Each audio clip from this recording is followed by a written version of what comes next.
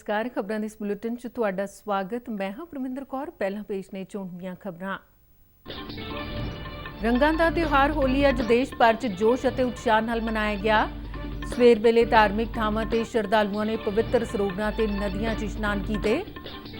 राष्ट्रपति, उप राष्ट्रपति, प्रधानमंत्री नरेंद्र मोदी समेत दुनिया के कई होरनां आगुआं ने होली दीआं बधाईआं दित्तिआं।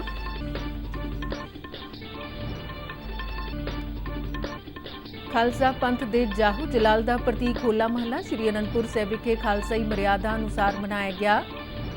गुरु नगरी अमृतसर विखे श्री अकाल तखत साहिब तो रवायती नगर कीर्तन सजाया गया।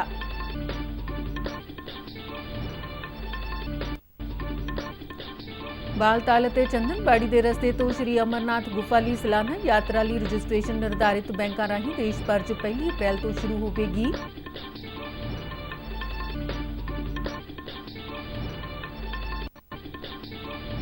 देश में हुण तक 6 करोड़ 5 लाख 30 हज़ार तो वध व्यक्तियों को कोविड-19 के बचाव संबंधी टीके लगाए जा चुके हैं। देश च बीते दिनी कोरोना नाल 291 व्यक्तियों दीआं मौतां होईआं।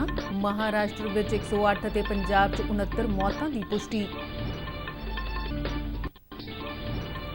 जम्मू कश्मीर के उप राज्यपाल मनोज सिन्हा ने सारे सरकारी दफ्तरां दीआं इमारतां ते अगले 15 दिनां दौरान तिरंगा लगाउण दे हुकम दित्ते। सोपोर म्यूनिसिपल कमेटी के कौंसलर रियाज अहमद और उसके सुरक्षा गार्ड की हत्या। महाराष्ट्र के गढ़ चिरौली च 5 नक्सलियों को ढेर किया गया। भारत और अमरीका दीआं समुद्री फौजां विचाले जंगी मशकां बंगाल की खाड़ी च मुकम्मल। मिस्र की स्वेज नहर च फसे बड़े माल ढोण वाले जहाज नूं कड्ढण च कुछ सफलता मिली। चालक टुकड़ी च शामिल सारे 25 भारतीय मैंबर सुरक्षित।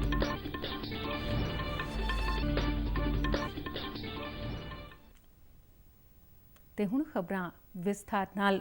रंगां दा त्योहार होली अज देश भर च भारी जोश अते उत्साह नाल मनाया गया। कोविड-19 दीआं हदायतां नूं ध्यान विच रखदे बच्चिआं ते नौजवानां ने छोटियां-छोटियां टोलियां च होली खेडी। वख-वख धार्मिक थावां ते सवेर वेले वड्डी गिनती च श्रद्धालुआं ने पवित्र इशनान कीते। देश भर च कल शाम रवायती होलिका दहन दे नाल ही इन्हां समागमां दी शुरुआत हो गई सी। समाज दे सारे वर्गां, जातियां ते उमर वर्ग दे लोक इस त्योहार नूं भारी उत्साह नाल मनाउंदे ने। राष्ट्रपति, उप राष्ट्रपति अते प्रधानमंत्री ने होली दे मौके ते देशवासियां नूं शुभकामनावां दित्तिआं ने। विदेशी आगूआं ने भी होली मौके देशवासियां नूं शुभकामनावां दे सुनेहे भेजे ने। अमरीका की उप राष्ट्रपति कमला हैरिस ने लोगों को होली दीआं शुभकामनावां दित्तिआं ने। अमरीकी विदेश मंत्री एंटनी बिल्केन ने कहा है कि पूरी दुनिया च सारे धर्मां नूं मन्नण वाले लोग आपो अपने ढंग नाल होली दे त्योहार नूं मनाउंदे ने। उन्हां कहा है कि यह त्योहार सबनां नूं आपस विच जोड़न अते गिले शिकविआं नूं दूर करन दा त्योहार है। आस्ट्रेलिया के प्रधानमंत्री स्कॉट मॉरिसन ने आस्ट्रेलिया च रह रहे भारतीय मूल के लोगों, प्रधानमंत्री नरेंद्र मोदी अते सारे देशवासियों नूं होली दीआं बधाईआं दित्तिआं ने।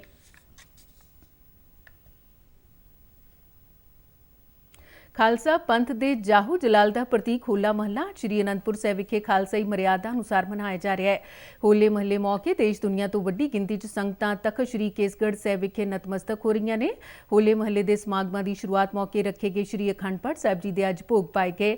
इस उपरंत निहंग सिंह जथेबंदियां वालों अपने दलों समेत महला सजाया गया ते चरण गंगा स्टेडियम विखे निहंग सिंघां वालों गतकेबाजी, नेजेबाजी और घोड़सवारी के जौहर दिखाए गए। 5 प्यारियां की अगवाई च रवायती महला तख्त श्री केसगढ़ साहिब तो आरंभ होकर किला आनंदगढ़ साहिब और किला होलगढ़ साहिब समेत वख-वख पड़ावां तो हुंदा होया वापस तख्त श्री केसगढ़ साहिब पहुंच के समाप्त होया। होले महल्ले के इस दिहाड़े मौके जथेदार सिंह साहिब ज्ञानी रघबीर सिंह ने समूची सिख संगत नूं अज दे इस दिहाड़े दीआं बधाईआं दित्तिआं ने। 10वें पातशाह श्री गुरु गोबिंद सिंह जी वल्लों समूची लुकाई च नवां जोश अते कुर्बानी का जज्बा भरन लई समय दीआं जाबर हुकूमतां खिलाफ संघर्ष करन लई रवायती होली के त्योहार नूं नवां रूप दे के 1700 ईस विच होला महला की आरंभता की गई सी। खालसे की चढ़ती कला के प्रतीक होले महल्ले के पावन दिहाड़े मौके गुरु नगरी अमृतसर विच विशेष रौनकां देखण नूं मिलियां। श्री अकाल तखत साहिब तो दसम पिता श्री गुरु गोबिंद सिंह जी नाल संबंधित इतिहासक निशान साहिब की छत्र छाया ते 5 प्यारियां की अगवाई हेठ रवायती नगर कीर्तन सजाया गया।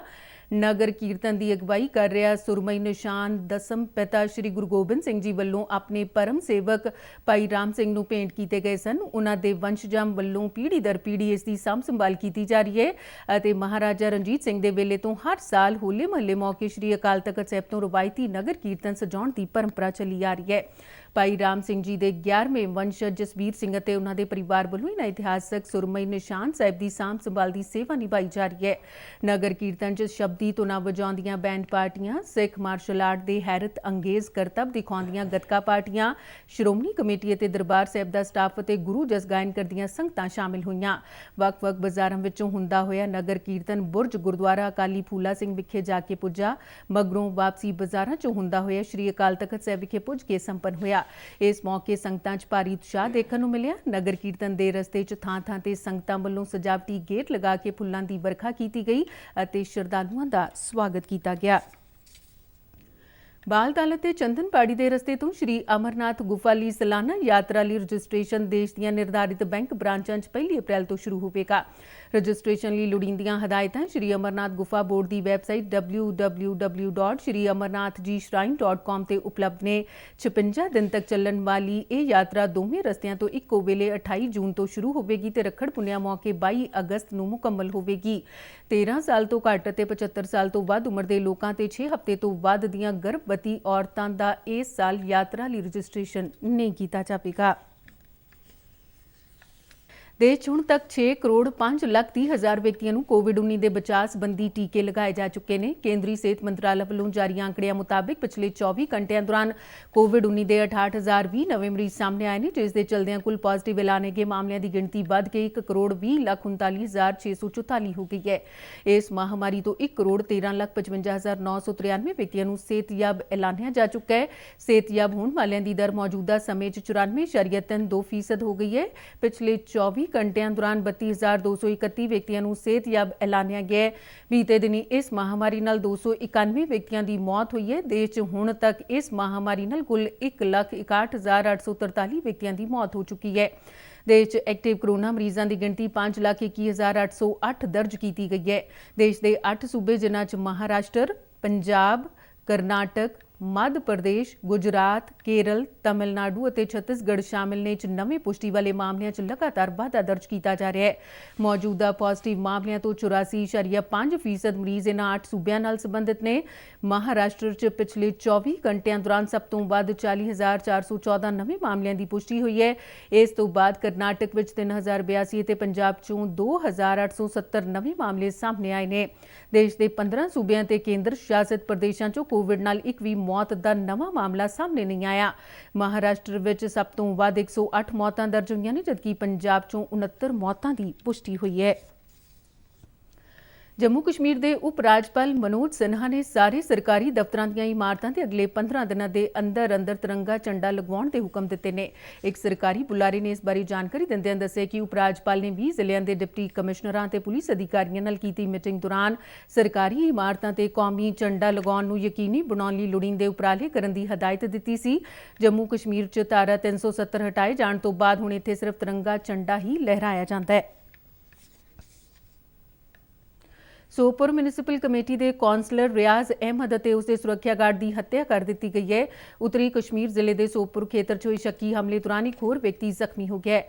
ਬਾਰਾਮੂਲਾ 'ਚ ਇੱਕ ਸਰਕਾਰੀ ਬੁਲਾਰੇ ਨੇ ਘਟਨਾ ਬਾਰੇ ਜਾਣਕਾਰੀ ਦਿੰਦਿਆਂ ਦੱਸਿਆ ਕਿ ਸ਼ੱਕੀ ਅੱਤਵਾਦੀਆਂ ਨੇ ਕੌਂਸਲਰ ਤੇ ਉਸ ਵੇਲੇ ਹਮਲਾ ਕੀਤਾ ਜਦੋਂ ਡਾਕ ਬੰਗਲੇ ਦੇ ਨੇੜੇ ਪੈਂਦੇ SMC ਦਫ਼ਤਰ ਵੱਲ ਜਾ ਰਿਹਾ ਸੀ। ਅਨੇਵਾ ਕੀਤੀ ਗਈ ਗੋਲੀਬਾਰੀ 'ਚ ਰਿਆਜ਼ ਅਤੇ ਉਸਦਾ ਗਨਮੈਨ ਮੁਸ਼ਤਾਕ ਅਹਿਮਦ ਮੌਕੇ ਤੇ ਮਾਰੇ ਗਏ ਨੇ, ਜਦਕਿ ਇੱਕ ਹੋਰ ਵਿਅਕਤੀ ਜ਼ਖਮੀ ਹੋ ਗਿਆ। ਗੋਲੀਬਾਰੀ 'ਚ ਜ਼ਖਮੀ ਹੋਏ ਵਿਅਕਤੀ ਨੂੰ ਸ਼੍ਰੀਨਗਰ ਦੇ ਸਰਕਾਰੀ ਹਸਪਤਾਲ 'ਚ ਦਾਖਲ ਕਰਵਾਇਆ ਗਿਆ। ਰਾਸ਼ਟਰੀ ਰਾਈਫਲਸ, ਜੰਮੂ ਅਤੇ ਕਸ਼ਮੀਰ ਪੁਲਿਸ ਦੇ ਸਪੈਸ਼ਲ ਆਪਰੇਸ਼ਨ ਗਰੁੱਪ ਅਤੇ CRPF ਜਵਾਨਾਂ ਨੇ ਇਲਾਕੇ ਦੀ ਘੇਰਾਬੰਦੀ ਕਰ ਲਈ ਤੇ ਇੱਥੇ ਪੁੰਛਾਣ ਦਾ ਕੰਮ ਜਾਰੀ ਹੈ।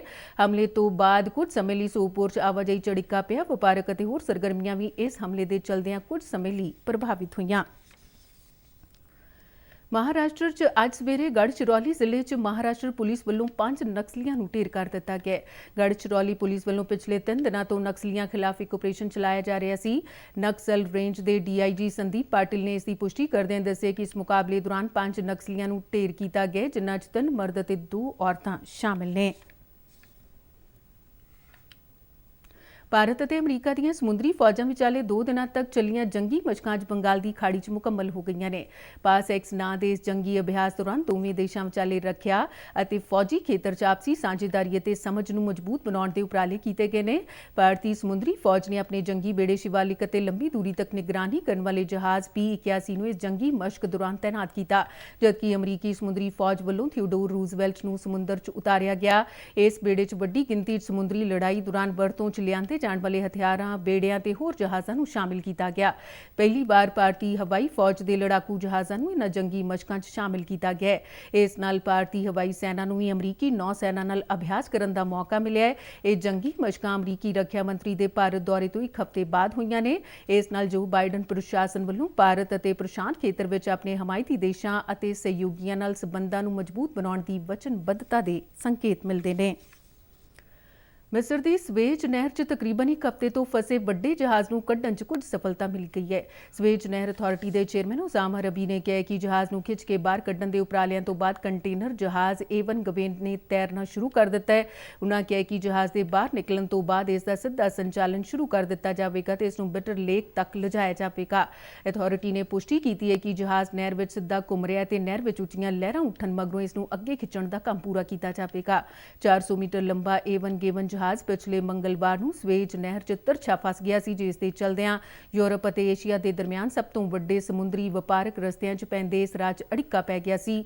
ਇਸੇ ਦੌਰਾਨ ਜਹਾਜ਼ ਨੂੰ ਬਾਹਰ ਕੱਢਣ ਦੀ ਮੁਹਿੰਮ 'ਚ ਲੱਗੇ ਤਕਨੀਕੀ ਟੀਮ ਦੇ ਇੱਕ ਅਧਿਕਾਰੀ ਨੇ ਦੱਸਿਆ ਕਿ ਇਸ ਜਹਾਜ਼ ਦੀ ਚਾਲਕ ਟੁਕੜੀ ਦੇ ਸਾਰੇ ਮੈਂਬਰ ਭਾਰਤੀ ਨੇ, ਜਿਹੜੇ ਤਮਿਲਨਾਡੂ, ਆਂਧਰਾ ਪ੍ਰਦੇਸ਼, ਮਹਾਰਾਸ਼ਟਰ ਅਤੇ ਕੁਝ ਹੋਰਨਾਂ ਉੱਤਰੀ ਭਾਰਤ ਦੇ ਸੂਬਿਆਂ ਨਾਲ ਸੰਬੰਧਿਤ ਨੇ। ਬਰਨਾਰਡ ਸ਼ਟਲ ਜਹਾਜ਼ ਪ੍ਰਬੰਧਨ ਦੇ ਇੱਕ ਬੁਲਾਰੇ ਨੇ ਦੱਸਿਆ ਕਿ ਸਾਰੇ 25 ਭਾਰਤੀ ਚਾਲਕ ਦਲ ਦੇ ਮੈਂਬਰ ਪੂਰੀ ਤਰ੍ਹਾਂ ਨਾਲ ਸੁਰੱਖਿਅਤ ਨੇ ਅਤੇ ਉਨ੍ਹਾਂ ਦੀ ਸਿਹਤ ਵੀ ਠੀਕ-ਠਾਕ ਹੈ। ਚਾਲਕ ਦਲ ਦੀ ਟੀਮ ਸਮੁੰਦਰੀ ਜਹਾਜ਼ ਨੂੰ ਮੁੜ ਤੋਂ ਚਾਲੂ ਹਾਲਤ ਵਿੱਚ ਲਿਆਉਣ ਲਈ ਯਤਨ ਕਰ ਰਹੀ ਹੈ। ਇਸੇ ਦੌਰਾਨ ਸਮੁੰਦਰੀ ਜਹਾਜ਼ ਅਤੇ ਜਲ ਮਾਰਗ ਮੰਤਰਾਲਾ ਤੇ ਸਮੁੰਦਰੀ ਜਹਾਜ਼ ਦੇ ਡਾਇਰੈਕਟੋਰੇਟ ਜਨਰਲ ਨੇ ਮੁੰਦਰਾ 'ਚ ਪੈਂਦੇ ਜਵਾਹਰ ਲਾਲ ਨਹਿਰੂ ਪੋਰਟ ਟਰੱਸਟ ਅਤੇ ਹਜ਼ੀਰਾ ਬੰਦਰਗਾਹ ਨੂੰ ਆਪਣੀ ਰਣਨੀਤੀ ਤਿਆਰ ਕਰਨ ਲਈ ਕਿਹਾ, ਤਾਂ ਜੋ ਸਵੇਜ਼ ਨਹਿਰ ਦਾ ਰਾਹ ਖੁੱਲ੍ਹ ਜਾਣ ਤੋਂ ਬਾਅਦ ਇੱਕ ਤੋਂ ਵੱਧ ਜਹਾਜ਼ਾਂ ਨੂੰ ਇਸ ਥਾਂ ਤੇ ਰੱਖਿਆ ਜਾ ਸਕੇ। ਆਪਰੇਟਰਾਂ ਨੂੰ ਫੀਡਰ ਸਮੁੰਦਰੀ ਜਹਾਜ਼ ਤਿਆਰ ਰੱਖਣ ਲਈ ਆਖਿਆ ਗਿਆ ਤਾਂ ਜੋ ਲੋੜ ਪੈਣ ਤੇ ਕੰਟੇਨਰਾਂ ਨੂੰ ਭਾਰਤੀ ਤੱਟ ਦੇ ਨੇੜੇ ਲਿਆਂਦਾ ਜਾ ਸਕੇ। ਅਫਗਾਨਿਸਤਾਨ ਦੇ ਦੱਖਣੀ ਖੇਤਰ 'ਚ ਪੈਂਦੇ ਹੈਲਮੰਦ ਇਲਾਕੇ 'ਚ ਪੁਲਿਸ ਚੌਕੀ ਨੂੰ ਨਿਸ਼ਾਨਾ ਬਣਾ ਕੇ ਕੀਤੇ ਗਏ ਕਾਰ ਬੰਬ ਧਮਾਕੇ 'ਚ 2 ਅਫਗਾਨੀ ਫੌਜੀ ਮਾਰੇ ਗਏ ਨੇ, ਜਦਕਿ 4 ਹੋਰ ਜ਼ਖਮੀ ਹੋ ਗਏ ਨੇ। ਅਫਗਾਨੀ ਫੌਜ ਦੇ ਇੱਕ ਬੁਲਾਰੇ ਨੇ ਦੱਸਿਆ ਕਿ ਬੀਤੀ ਰਾਤ ਇਹ ਘਟਨਾ ਮੁਹਾਜ਼ਰ ਬਾਜ਼ਾਰ ਖੇਤਰ 'ਚ ਪੈਂਦੀ ਅਬਦੁਲ ਗਨੀ ਚੌਕੀ ਤੇ ਵਾਪਰੀ।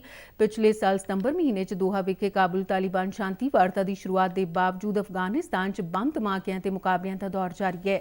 ਅਫਗਾਨ ਫੌਜਾਂ ਵੱਲੋਂ ਤਾਲਿਬਾਨ ਦੇ ਕਾਰਕੁਨਾਂ ਖਿਲਾਫ ਕੀਤੀ ਜਾ ਰਹੀ ਵਿਸ਼ੇਸ਼ ਕਾਰਵਾਈ ਬਾਰੇ ਬਕਾਇਦਾ ਤੌਰ ਤੇ ਰਿਪੋਰਟ ਜਾਰੀ ਕੀਤੀ ਜਾ ਰਹੀ ਹੈ।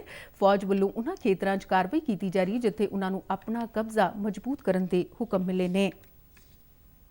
ਡੀਡੀ ਪੰਜਾਬੀ ਤੇ ਖਬਰਾਂ ਦੇ ਬੁਲੇਟਿਨ ਸਾਡੇ ਦਰਸ਼ਕ YouTube channel RNU DDK Jalandhar ਤੇ ਵੀ ਦੇਖ ਸਕਦੇ ਨੇ ਅਤੇ ਇਹ ਬੁਲੇਟਿਨ RNU ਜਲੰਧਰ ਦੇ ਟਵਿੱਟਰ ਹੈਂਡਲ ਅਤੇ Facebook ਪੇਜ ਤੇ ਉਪਲਬਧ ਨੇ। ਤੇ ਬੁਲੇਟਿਨ ਦੇ ਅਖੀਰ ਵਿੱਚ ਚੋਣਵੀਆਂ ਖਬਰਾਂ ਇੱਕ ਵਾਰ ਫੇਰ ਤੋਂ। ਰੰਗਾਂ ਦਾ ਤਿਉਹਾਰ ਹੋਲੀ ਅੱਜ ਦੇਸ਼ ਭਰ 'ਚ ਜੋਸ਼ ਅਤੇ ਉਤਸ਼ਾਹ ਨਾਲ ਮਨਾਇਆ ਗਿਆ। ਸਵੇਰ ਵੇਲੇ ਧਾਰਮਿਕ ਥਾਵਾਂ ਤੇ ਸ਼ਰਧਾਲੂਆਂ ਨੇ ਪਵਿੱਤਰ ਸਰੋਵਰਾਂ ਤੇ ਨਦੀਆਂ 'ਚ ਇਸ਼ਨਾਨ ਕੀਤੇ। ਰਾਸ਼ਟਰਪਤੀ, ਉਪ ਰਾਸ਼ਟਰਪਤੀ, ਪ੍ਰਧਾਨ ਮੰਤਰੀ ਨਰਿੰਦਰ ਮੋਦੀ ਸਮੇਤ ਦੁਨੀਆ ਦੇ ਕਈ ਹੋਰਨਾਂ ਆਗੂਆਂ ਨੇ ਹੋਲੀ ਦੀਆਂ ਵਧਾਈਆਂ ਦਿੱਤੀਆਂ। ਖਾਲਸਾ ਪੰਥ ਦੇ ਜਾਹੋ ਜਲਾਲ ਦਾ ਪ੍ਰਤੀਕ ਹੋਲਾ ਮਹੱਲਾ ਸ਼੍ਰੀ ਅਨੰਦਪੁਰ ਸਾਹਿਬ ਵਿਖੇ ਖਾਲਸਾਈ ਮਰਿਆਦਾ ਅਨੁਸਾਰ ਮਨਾਇਆ ਗਿਆ। ਗੁਰੂ ਨਗਰੀ ਅੰਮ੍ਰਿਤਸਰ ਵਿਖੇ ਸ਼੍ਰੀ ਅਕਾਲ ਤਖਤ ਸਾਹਿਬ ਤੋਂ ਰਵਾਇਤੀ ਨਗਰ ਕੀਰਤਨ ਸਜਾਇਆ ਗਿਆ। ਬਾਲਤਾਲ ਅਤੇ ਚੰਦਨਬਾੜੀ ਦੇ ਰਸਤੇ ਤੋਂ ਸ਼੍ਰੀ ਅਮਰਨਾਥ ਗੁਫਾ ਲਈ ਸਾਲਾਨਾ ਯਾਤਰਾ ਲਈ ਰਜਿਸਟ੍ਰੇਸ਼ਨ ਨਿਰਧਾਰਿਤ ਬੈਂਕਾਂ ਰਾਹੀਂ ਦੇਸ਼ ਭਰ 'ਚ 1 ਅਪ੍ਰੈਲ ਤੋਂ ਸ਼ੁਰੂ ਹੋਵੇਗੀ। ਦੇਸ਼ 'ਚ ਹੁਣ ਤੱਕ 6 ਕਰੋੜ 5 ਲੱਖ 30 ਹਜ਼ਾਰ ਤੋਂ ਵੱਧ ਵਿਅਕਤੀਆਂ ਨੂੰ ਕੋਵਿਡ-19 ਦੇ ਬਚਾਅ ਸੰਬੰਧੀ ਟੀਕੇ ਲਗਾਏ ਜਾ ਚੁੱਕੇ ਨੇ। ਦੇਸ਼ 'ਚ ਬੀਤੇ ਦਿਨੀ ਕਰੋਨਾ ਨਾਲ 291 ਵਿਅਕਤੀਆਂ ਦੀਆਂ ਮੌਤਾਂ ਹੋਈਆਂ। ਮਹਾਰਾਸ਼ਟਰ 'ਚ 108 ਅਤੇ ਪੰਜਾਬ 'ਚੋਂ 69 ਮੌਤਾਂ ਦੀ ਪੁਸ਼ਟੀ। ਜੰਮੂ ਕਸ਼ਮੀਰ ਦੇ ਉਪ ਰਾਜਪਾਲ ਮਨੋਜ ਸਿਨਹਾ ਨੇ ਸਾਰੇ ਸਰਕਾਰੀ ਦਫ਼ਤਰਾਂ ਦੀਆਂ ਇਮਾਰਤਾਂ ਤੇ ਅਗਲੇ 15 ਦਿਨਾਂ ਦੌਰਾਨ ਤਿਰੰਗਾ ਲਗਾਉਣ ਦੇ ਹੁਕਮ ਦਿੱਤੇ। ਸੋਪੋਰ ਮਿਊਨਿਸਪਲ ਕਮੇਟੀ ਦੇ ਕੌਂਸਲਰ ਰਿਆਜ਼ ਅਹਿਮਦ ਅਤੇ ਉਸਦੇ ਸੁਰੱਖਿਆ ਗਾਰਡ ਦੀ ਹੱਤਿਆ।